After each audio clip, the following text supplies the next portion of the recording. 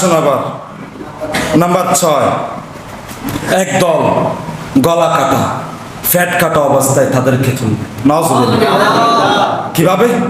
একদল গলা কাটা পেট কাটা অবস্থায় তাদেরকে তুলবে। তাদের এই সম্পর্কে জানার পর রব্বুল আলামিনের দরবারে অন্যান্য বান্দারা আফসোস করবে, হায় আল্লাহ, ওই ব্যক্তিতে এত ইবাদত করেছিলেন, এত ভালোবেসে দান সদকা করেছেন, তারপরে এই অবস্থা কেন?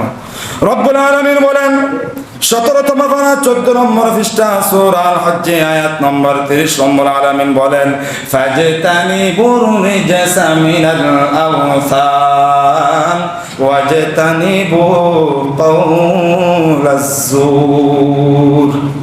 আল্লাহু আকবার। আল্লাহ বলেন আমার বান্দাকে সৃষ্টি করলাম আমি আল্লাহর ইবাদত করার জন্য। আমি আল্লাহর ইবাদত না করে তারা দুনিয়াবি ইবাদত করে, মূর্তি পূজা করে।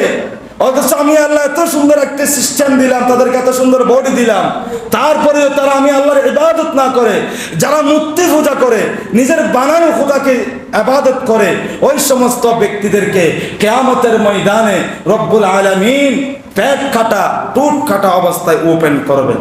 নাউজুবিল্লাহ বলি।